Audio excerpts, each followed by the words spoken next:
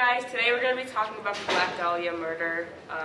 This is for our AP semester project, so yeah. So I'm Caitlin. I'm Maddie. I'm Amina. And I'm Miriam. So let's get started. So basically the Black Dahlia case was like a heavily publicized case, and it's been solved for like a lot of years now.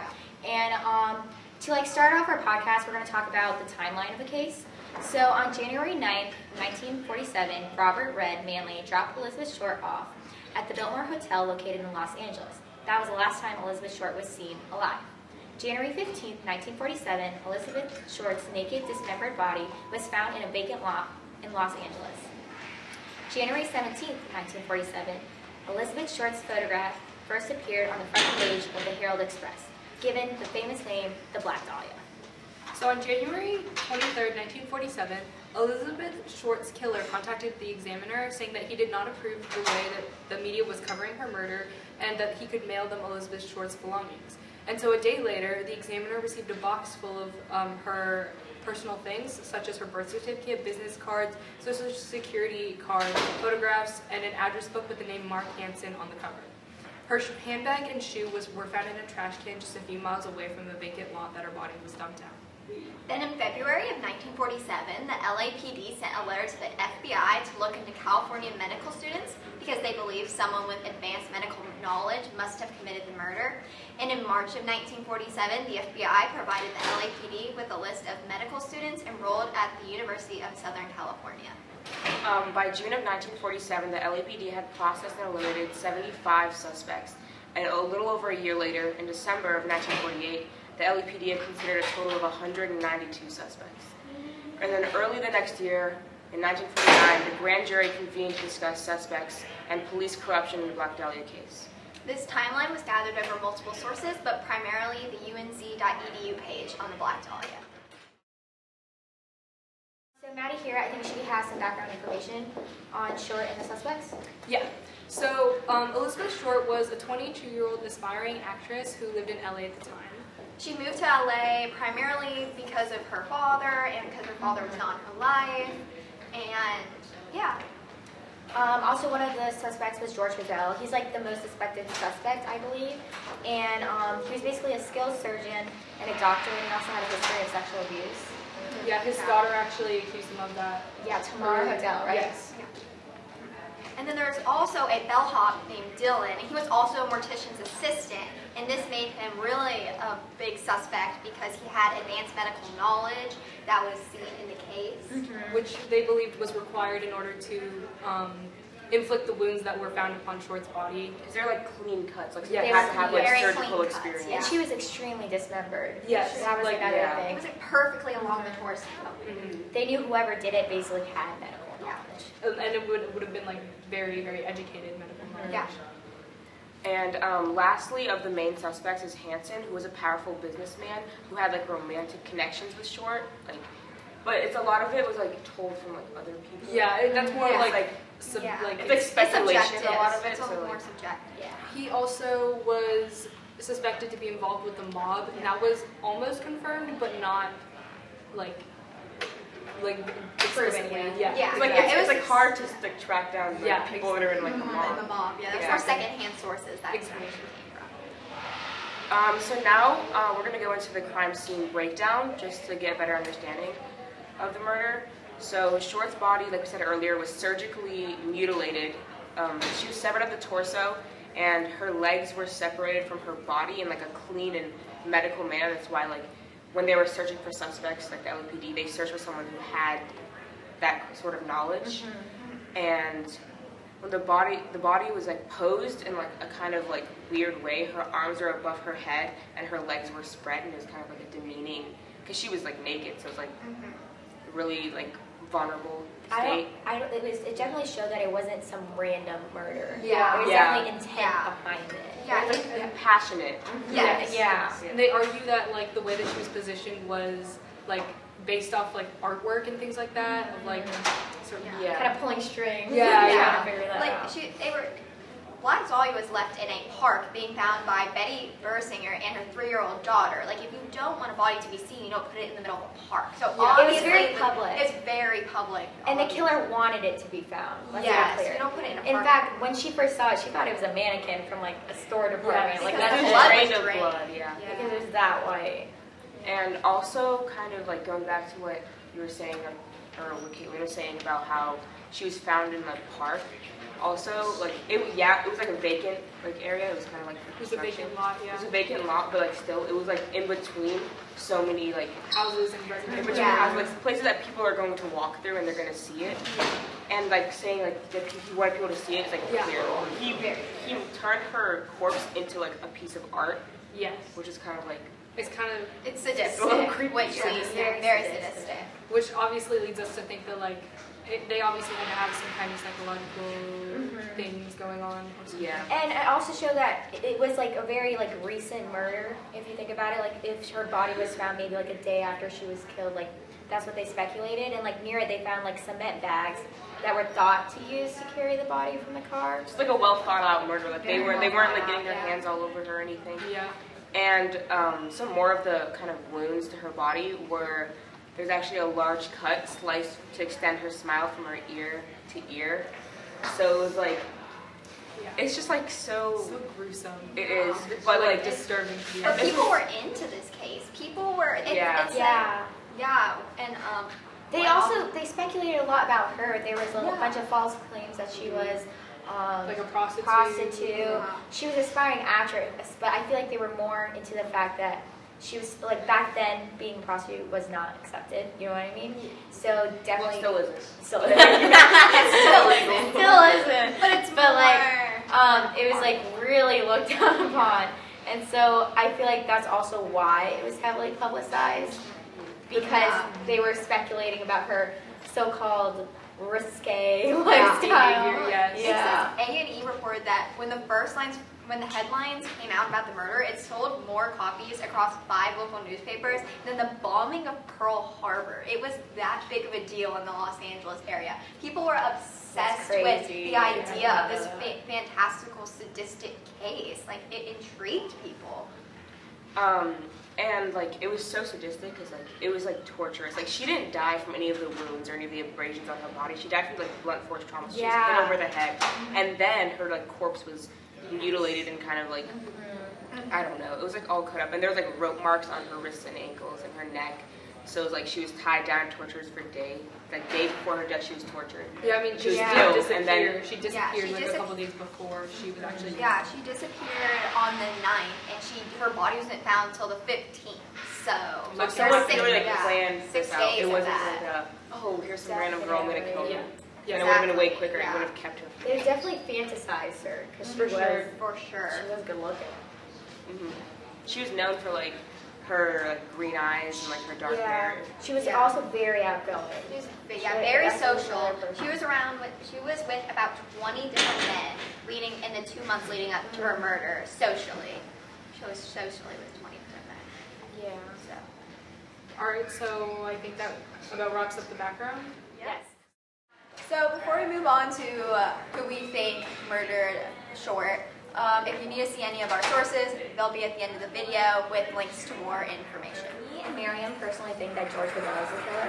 And I think we think this because right now he is the prime suspect in the case. Yes. And there are some things near the time of the murder that kind of scream evidence against him, I guess. So near the time of the murder, in the police notes when they interviewed Hodell's neighbors or people who's around him when he's a suspect, they said, woman screamed again, and then the police wrote, it should be noted that the woman was not heard before the scream. And this is from Hodell's house, and like there's a possibility it is Dahlia since it was so close to when her body was found. At the crime scene when her body was found, there were lots of concrete bags found around her body, and it was suspected to like, that's what the killer used to like move her body to not leave any fingerprints or anything. And there's actually a receipt found a few days before Short's murder it was bought a few days before Short's murder of 10 5-pound bags of concrete, the same size and brand found near Short's body that the police believed her killer used to carry her. Yeah. Well, the first 2 points there are just like really just like speculation. Like the woman screamed, could be Dahlia. Like, no one knows if it really is Dahlia. And the second one, a similar car was parked. Like, there's only so many cars in the 1940s, okay? Like, there's a lot of people have the same car. So, that's true. And, like, no, I agree. Yeah. Think about, well, that's why me and Maddie were leaning more towards Dylan and Hanson being the killer for various reasons. Well, if you think, also one more thing to counter your point about the woman screaming, like, we know that George Hodel had sexual fixation on his own daughter, and he, like, sexually abused her multiple times.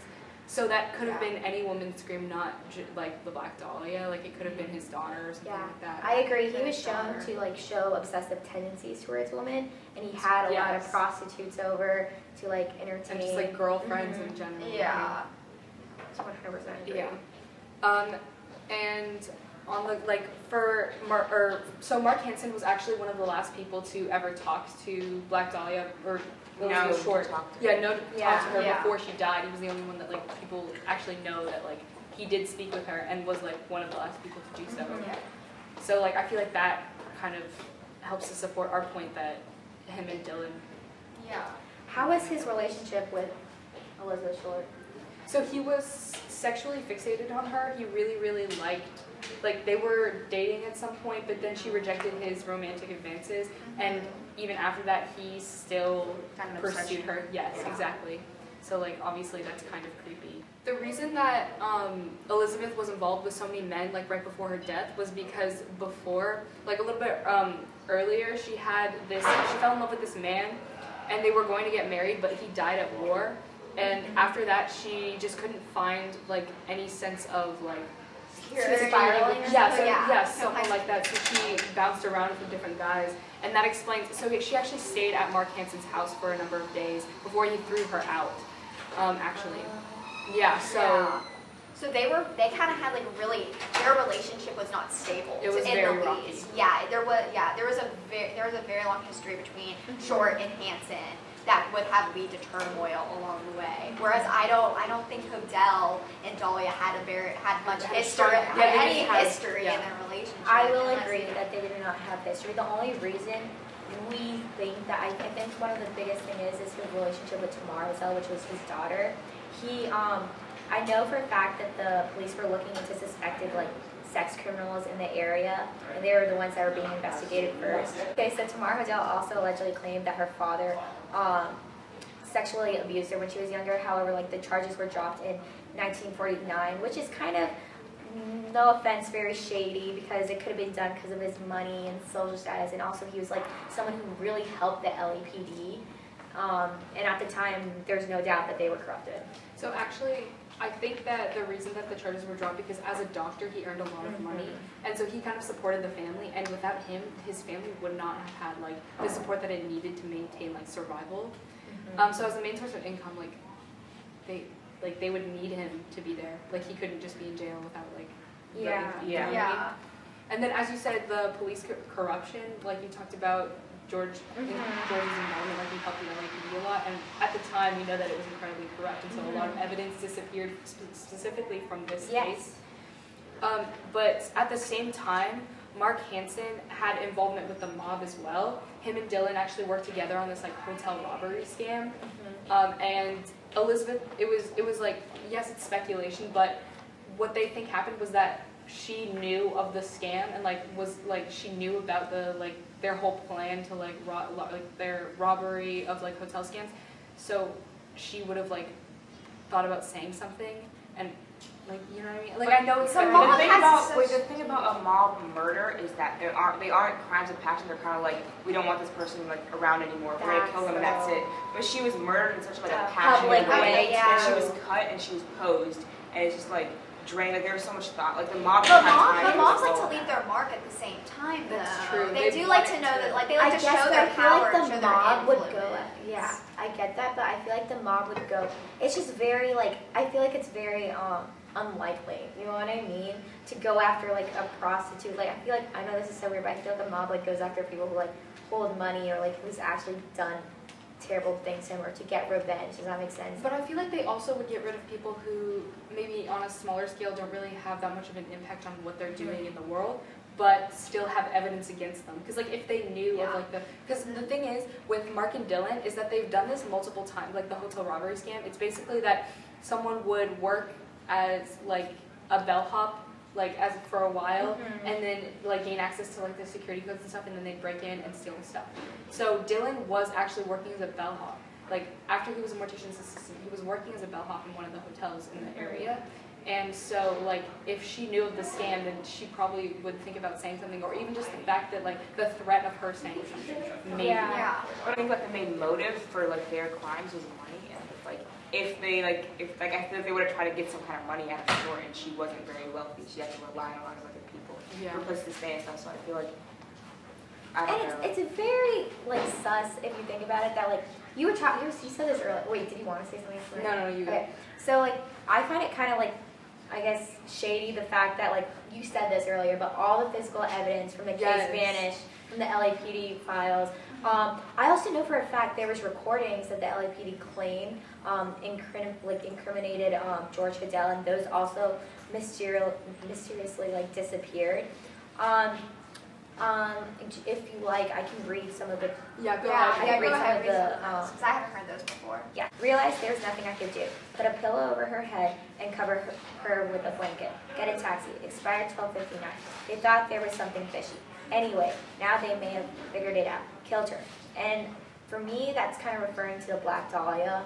And, like, again, there's no, like, physical evidence of these recordings. However, they say they did this.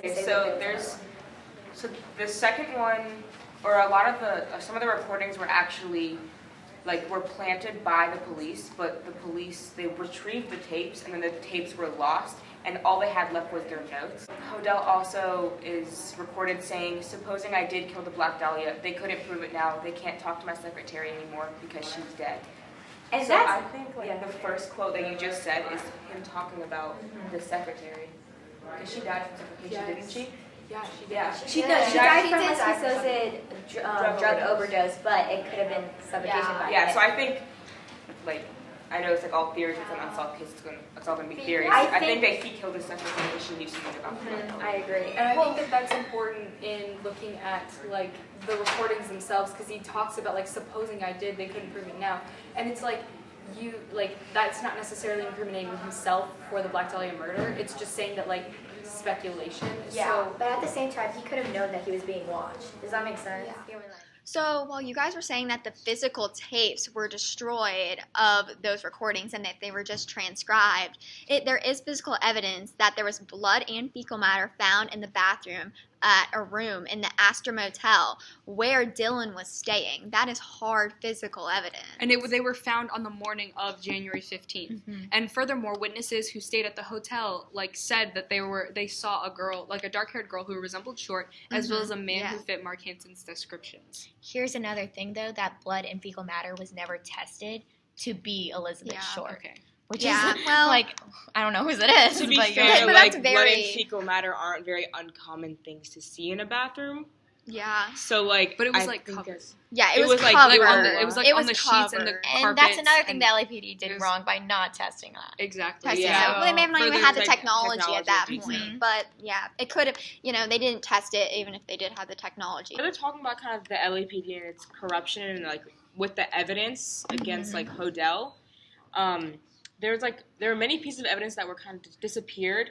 They were found and they were, logged into the database. The database, yeah. But then they would, like, disappear. Yeah. And one of the things was a military watch that George Hodel had. And in search of the vacant lot by the LAPD recruits, after the removal of the victim's body, they found a man's military watch, which was recovered and stored in evidence. And it was found, like, in her severed torso. And because her organs were all cleaned out. Yeah, and everything was it was just her like hollow corpse, slick and stuck in there. And there's actual, like, it was a blow up picture of her upper torso, and it showed the object appeared like a circular with a dark face inside the body at the crime scene.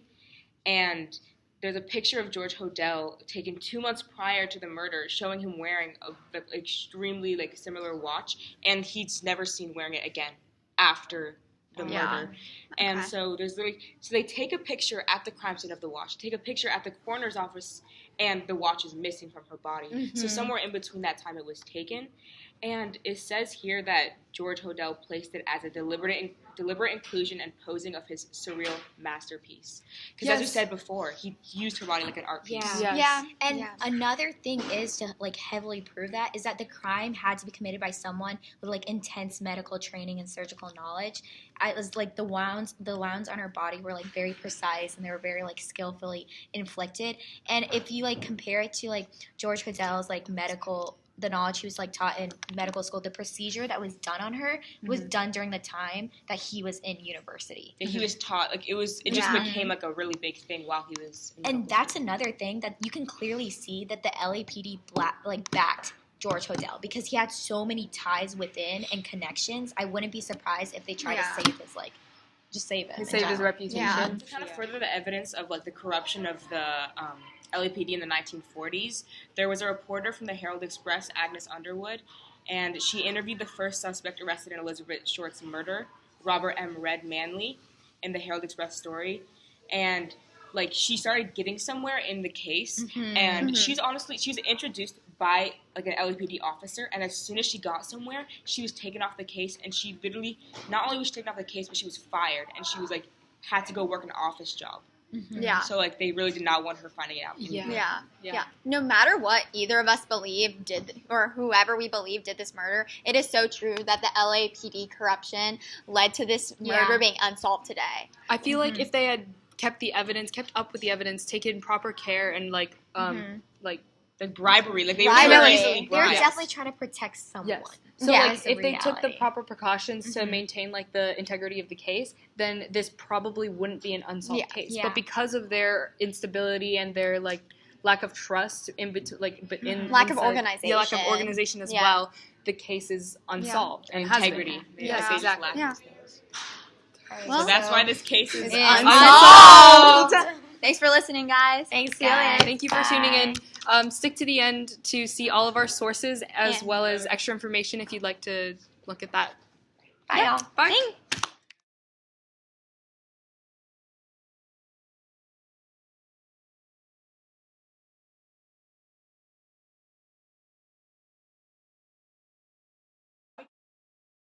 Okay. 1, 2, 3, action. Years and it hasn't been unsolved. It's been unsolved.